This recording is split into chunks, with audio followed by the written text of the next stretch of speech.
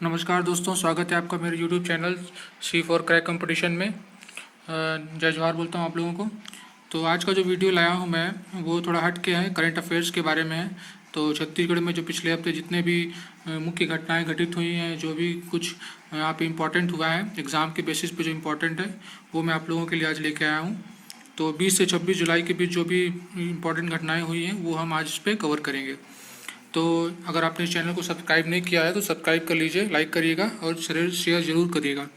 तो चलिए स्टार्ट करते हैं आज का हम वीडियो बिना देर के।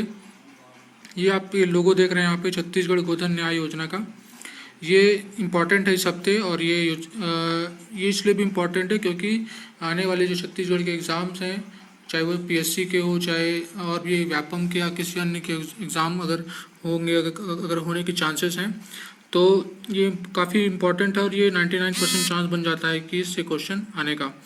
तो चलिए इसके बारे में थोड़ा देख लेते हैं। तो छत्तीसगढ़ गोधन न्याय योजना, इसकी शुरुआत कहाँ हुई है? इसकी शुरुआत मुख्यमंत्री श्री भूपेश बघेल द्वारा किया गया है हरेली के अवसर पे। कहाँ किया गया है? दुर्ग जिले के पाटन में। दुर्ग जिले के पाटन में 20 जुलाई 2020 को इसका शुभारंभ किया गया है। तो ये बहुत डेट याद रखिएगा। और कहाँ स्टार्ट किया गया, ये भी बहुत इम्पोर्टेंट है। ये पाटन जो है वो भूपेश बघेल का गृह क्षेत्र है, विधानसभा क्षेत्र है, तो ये भी इम्पोर्टेंट बनता है पाटन। तो पाटन में 20 जुलाई 2020 को ये हरेली त्यौहार के अवसर पे ये स्टार्ट किया गया है। तो ये बहुत इम्पोर्टेंट डेट है, थोड़ा याद रखिएगा इसको। उसके बाद चलिए आगे बढ़ते हैं। योजना का उद्देश्य क्या है? योजना का उद्देश्य है पशुपालकों की आय में वृद्धि। पशुपालक जो खासकर जो छोटे किसान हैं या फिर जो जिनके पास ज़मीन नहीं है ज़्यादा, उनके लिए ये काफ़ी इम्पोर्टेंट है। तो पशुपालकों की आय की भी वृद्धि हो, इसका उद्देश्य है। फिर पशुधन की खुली चराई पर रोक हो। जो जो अपनी जो पशु हैं वो खुली चराई पे रोक लगाने के लिए उनके लिए, ताकि वो मतलब जो खड़े अनाज होते हैं, खड़े फसल होती है, उनको नुकसान न पहुंचा सके और उनका सदुपयोग हो, तो उसके लिए भी है ये। फिर जैविक खाद के उपयोग को बढ़ावा मिलेगा इससे, तो ये भी इम्पोर्टेंट है। और जो स्थानीय स्व सहायता समूह है उनको ये रोज़गार मिलेगा उसके ज़रिए। तो ये कैसे मिलेगा, आगे हम इसका क्रियान्वयन कैसे होगा वो हम देखते हैं। तो उसका क्रियान्वयन कैसे होगा, ये जो आपने याद होगा आप लोगों को कि सुराजी गांव योजना के अंतर्गत जो नरवा गरवा घुरवा बाड़ी का जो संरक्षण किया जा रहा था, तो उसके अंदर गोठान बनाए जा रहे थे। तो गोठान समिति द्वारा ये क्या करेंगे, पशुपालक जो होंगे वो इन्हें 2 रुपये किलो प्रति दर से खरीदेंगे गोबर पशुपालकों से, और उसका ये क्या करेंगे। लेकिन हाँ, यह ध्यान रहे कि 15 दिन के अंदर उनको भुगतान करना अनिवार्य होगा। तो ये बहुत इंपॉर्टेंट चीज़ है कि 15 दिन के अंदर उनका भुगतान उनको मिल जाएगा।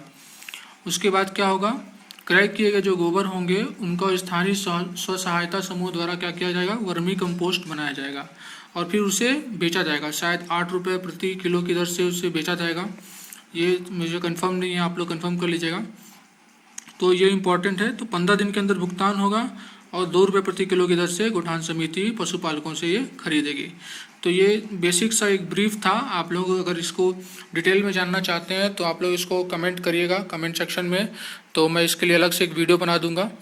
तो गोठान जिसमें गोधन न्याय योजना के बारे में हम डिटेल से पढ़ लेंगे। तो अभी के ब्रीफ में बता दे रहा हूँ, ये 2 रुपये प्रति किलो की दर से खरीदा जाएगा और इसका भुगतान 15 दिन के अंदर करना अनिवार्य होगा। और फिर उसका क्या होगा, वर्मी कंपोस्ट बनाने में इसका उपयोग किया जाएगा स्व सहायता समूह द्वारा। तो इसका मतलब उनको भी रोजगार यहाँ पे मिलेगा। चलिए, ये इम्पोर्टेंट था। तो अब आगे बढ़ते हैं। अभी आपने अगर मुख्यमंत्री जी का ट्विटर अकाउंट देखा होगा तो उसमें उन्होंने बोध घाट बहुउद्देशीय परियोजना का जिक्र किया गया।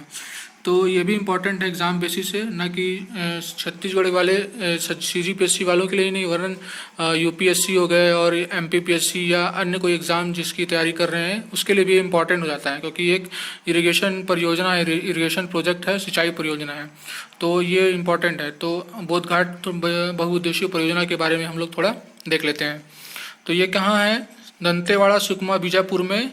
ये मेन बेसिस इसका जो सोर्स होगा, जो क्षेत्र होगा जो सिंचाई का, वो होगा दंतेवाड़ा सुकमा और बीजापुर में। वहाँ पे सिंचाई क्षमता उनकी बढ़ाई जाएगी, जो कि बढ़कर क्या हो जाएगी, 3,66,000 हेक्टेयर हो जाएगी इसकी सिंचाई क्षमता। और इसमें 300 मेगावाट विद्युत उत्पादन भी होगा। ये देखिए 300 मेगावाट विद्युत उत्पादन भी होगा, तो ये भी इम्पोर्टेंट है काफ़ी।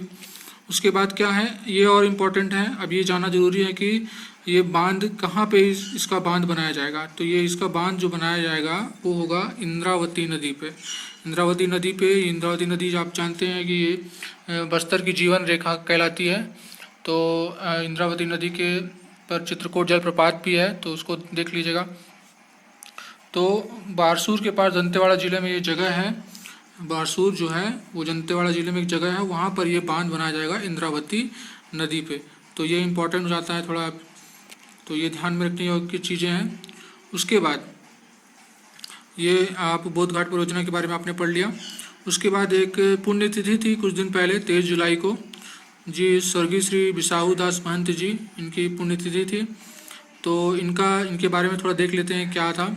इनका जन्म क्या हुआ था, जांजगीर चांपा में, और मृत्यु भी वहीं पे हुई थी, जांजगीर चांपा में ही। तो और ये क्या थे, स्वतंत्रता संग्राम सेनानी, समाज सेवक भी थे ये। तो ये इनके बारे में थोड़ी इम्पोर्टेंट चीज़ है। और एक और मुख्य चीज़ है कि ये अविभाजित मध्य प्रदेश के कांग्रेस की तरफ से 6 बार विधायक रह चुके हैं, 6 बार। तो 3 बार ये चांपा से विधायक थे। तो ये काफ़ी कद्दावर नेता थे उस समय अविभाजित मध्य प्रदेश के कांग्रेस की तरफ से। तो ये तथ्य काफ़ी इम्पोर्टेंट है, ये ध्यान रखने की बातें हैं। उसके बाद चलिए आगे बढ़ते हैं। और ये इनके जो पुत्र हैं वो अभी वर्तमान में जो हमारे विधानसभा जो है उनके अध्यक्ष हैं, स्पीकर हैं, डॉक्टर चरणदास महंत जी। तो ये थोड़ा रिलेशन भी आपको समझ में आ जाएगा कि ये इनके पुत्र हैं चरणदास महंत, जो वर्तमान में विधानसभा अध्यक्ष हैं और स्पीकर हैं। तो ये इम्पोर्टेंट चीज़ था यहाँ पे। चलिए ये टॉपिक के बाद अगली टॉपिक है नव नियुक्तियाँ और पदभार। कुछ नियुक्तियाँ हुई हैं छत्तीसगढ़ में इस हफ्ते, तो एक एक करके उनको देख लेते हैं। तो एक पहली नियुक्ति है डॉक्टर किरणमयी नायक। डॉक्टर किरणमयी नायक, इनको क्या किया गया है, छत्तीसगढ़ राज्य महिला आयोग का अध्यक्ष बनाया गया है, और इन्होंने पदभार भी 24 जुलाई को संभाल लिया है। और ये महिला बाल विकास मंत्री श्रीमती अनिल भेड़िया जी ने इनको प्रभार सौंपा है। तो ये एक इम्पॉर्टेंट नियुक्ति हुई है इस महीने। तो महिला आयोग की, राज्य महिला आयोग की अध्यक्ष बनाई गई हैं किरणमयी नायक। तो और आगे हम लोग देख लेते हैं गिरीश देवांगन। गिरीश देवांगन को छत्तीसगढ़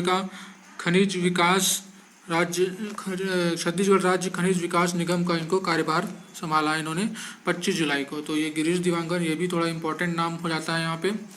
तो आगे देखते हैं। और एक कुलदीप जुनेजा जी को छत्तीसगढ़ राज्य हाउसिंग बोर्ड का अध्यक्ष नियुक्त किया गया है। तो इन्होंने इसकी भी शपथ ले ली है, तो इन्होंने भी अपना कार्यभार संभाल लिया है। तो कुछ नियुक्तियां यहाँ पे हुई हैं, उसको आपको ध्यान रखना है। तो 3 नियुक्तियां हुई हैं, वो कौन कौन सी हैं, डॉक्टर किरणमयी नायक जिन्हें छत्तीसगढ़ राज्य महिला आयोग का अध्यक्ष बनाया गया है, फिर गिरीश देवांगन जिन्हें छत्तीसगढ़ राज्य खनिज विकास निगम का अध्यक्ष बनाया गया, कार्यभार संभाला गया है, और फिर कुलदीप जुनेजा, इन्हें छत्तीसगढ़ राज्य हाउसिंग बोर्ड के अध्यक्ष के रूप में इन्होंने शपथ ली है। तो ये इम्पॉर्टेंट आज की जो इस हफ्ते की जो भी नियुक्तियां हुई हैं और जो पुण्यतिथि थी वो हमने इसमें देख लिया है। तो ये इस हफ्ते का करंट अफेयर इतना ही, और आगे भी मैं वीडियो में करंट अफेयर पे बनाता रहूँगा। और बाकी मेरे चैनल के जो और अन्य वीडियो हैं जो टाइम एंड वर्क पे मैंने बनाया है और मेंटल एबिलिटी पे बनाया है, उसको आप यहाँ ऊपर आई बटन में देख सकते हैं, वहाँ से जाके देख सकते हैं।